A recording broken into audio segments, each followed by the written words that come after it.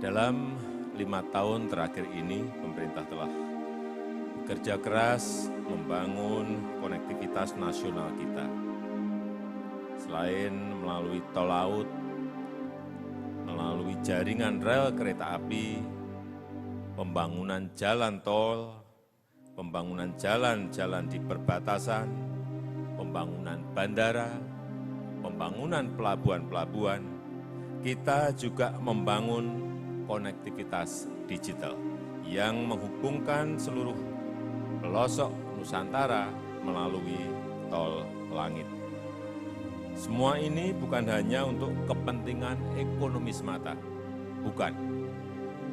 Tetapi ini juga untuk merangkai negara kita yang sangat besar ini, yang berpulau-pulau, untuk mempercepat pelayanan pendidikan, untuk mempercepat pelayanan kesehatan, untuk mendukung sinergi budaya Nusantara, dan tentu saja untuk memperkokoh persatuan dan kesatuan kita sebagai sebuah bangsa besar.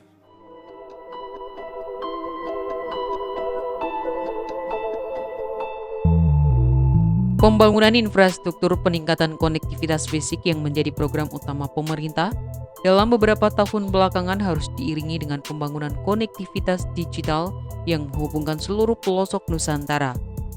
Tak hanya untuk kepentingan ekonomi semata, konektivitas baik fisik maupun digital tersebut juga sekaligus akan merangkai negara Indonesia yang amat besar. Saat meluncurkan program konektivitas digital 2021 di Istana Negara, Presiden Jokowi mengatakan bahwa konektivitas fisik dan digital tersebut juga sangat diperlukan untuk mempercepat pelayanan publik dan memperkokoh persatuan bangsa. Bapak Ibu yang saya hormati, pembangunan konektivitas digital dan talent digital telah diupayakan pemerintah melalui berbagai program.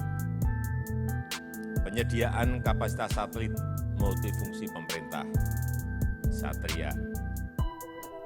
Pembangunan menara BTS. Program Digital Talent Scholarship dan Gerakan Nasional Literasi Digital.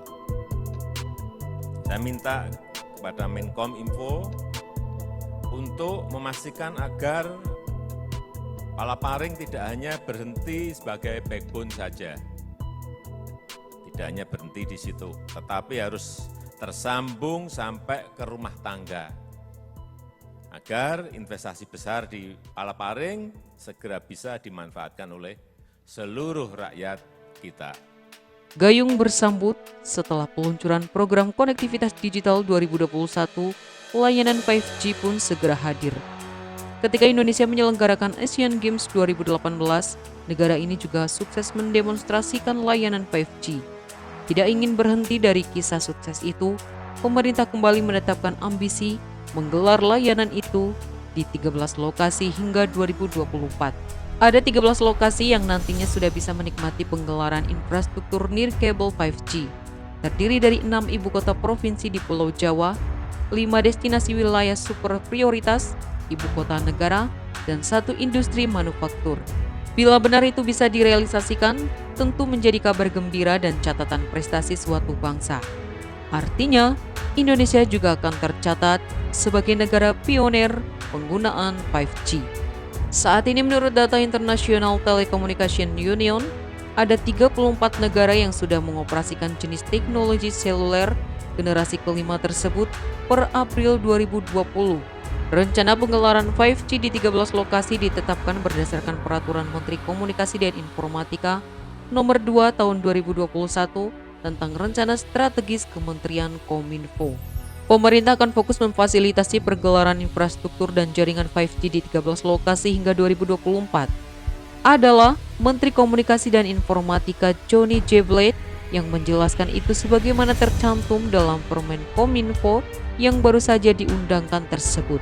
Pergelaran akan dilakukan secara bertahap dan pada tahap awal bersifat terbatas di sejumlah titik. Mulai sekarang, operator perlu mulai menghitung monetisasi dari investasi sehingga dapat memilih wilayah dengan profil lalu lintas data yang tinggi atau yang nyaris menyentuh kapasitas maksimumnya dengan jaringan 4G. Tuturnya dalam keterangan persnya pada Kamis 25 Maret 2021.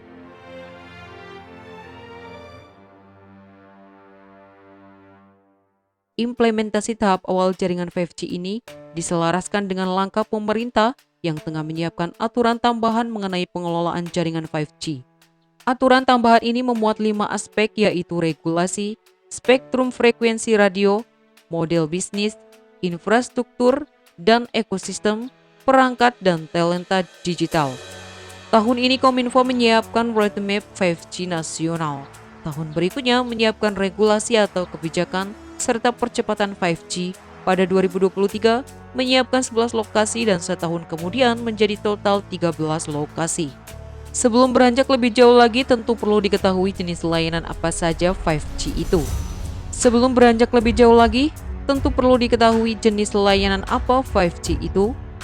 Saat ini kita sudah banyak yang sudah menikmati layanan 4G. Nah, perbedaan terbesar antara 4G dan 5G adalah kapasitas puncak dan latensi. Misalnya, kapasitas puncak sektor layanan 5G dalam gigabyte per second dibandingkan dengan 4G dalam megabyte per second. Bila kita sudah menggunakan layanan berbasis 5G, konsumen akan merasakan pengalaman berupa kecepatan lebih dari 100 kali lebih cepat dari sebelumnya untuk berselancar di internet, mengakses video HD, dan sebagainya. Selain itu, latensi atau waktu yang berlalu sejak informasi dikirim dari perangkat hingga digunakan oleh penerima akan sangat berkurang pada jaringan 5G, memungkinkan kecepatan pengunggahan dan pengunduhan yang lebih cepat. Perbedaan besar lainnya antara 4G dan 5G adalah ukuran bandwidth. Dalam konteks rencana tersebut, Kominfo berfokus dalam memfasilitasi dan pendampingan pergelaran infrastruktur dan jaringan 5G di 13 kota hingga 2024. Dengan perincian 6 ibu kota provinsi di Pulau Jawa, 5 destinasi wisata super prioritas, ibu kota negara, dan 1 industri manufaktur pada tahap awal implementasi 5G. Disebutkan dalam Peraturan Menteri Komunikasi dan Informatika Nomor 2 Tahun 2021, pemilihan lokasi 6 ibu kota provinsi di Pulau Jawa sebagai pilot project pada tahap awal implementasi 5G karena 6 lokasi tersebut dianggap feasible baik dari sisi potensi pasar maupun dukungan infrastruktur. Kominfo berharap setelah tergelar 5G di 13 lokasi, dalam waktu yang tidak terlalu lama, layanan 5G akan diperluas sesuai dengan pertumbuhan permintaan di lokasi-lokasi lain. Rencana keluarnya payung hukum implementasi generasi 5 itu pun disambut kalangan pelaku bisnis. Menurut kalangan operator, rencana itu menjadi angin segar bagi operator untuk mempercepat pembangunan serat optik hingga peralihan 5G tidak perlu waktu lama. Perlu diketahui perangkat 5G saat ini masih tersedia sangat terbatas. Tidak itu saja, masih ada pekerjaan rumah yang perlu dituntaskan sebelum menuju penggelaran infrastruktur 5G. Misalnya, perlunya alokasi spektrum frekuensi dalam jumlah besar, minimal 100 MHz. Sementara itu, pelaku bisnis yang lainnya berkomentar, pengembangan 5G di Indonesia akan banyak bergantung pada perkembangan ekosistem global. Dia menjelaskan, pita frekuensi yang digunakan akan selaras dengan kondisi perangkat internasional yang telah mendukung untuk frekuensi tertentu. Penerapan 5G nasional, tambahnya, akan banyak mencontoh kasus penerapan 5G di tataran global. Tak dipungkiri saat ini sudah banyak negara yang mengimplementasikan jaringan 5G. Sayangnya, hasil dari pergelaran itu belum memperlihatkan manfaat yang optimal terhadap pertumbuhan bisnis operator telekomunikasi. Terlepas dari semua itu, Indonesia seperti negara-negara lainnya juga ingin mensejajarkan sebagai negara pionir layanan 5G. Sukses atau tidaknya juga tergantung dari dukungan semua pihak, sehingga terbangun ekosistem yang kuat dan memberikan manfaat ekonomi yang luar biasa. Selamat datang 5G di Indonesia.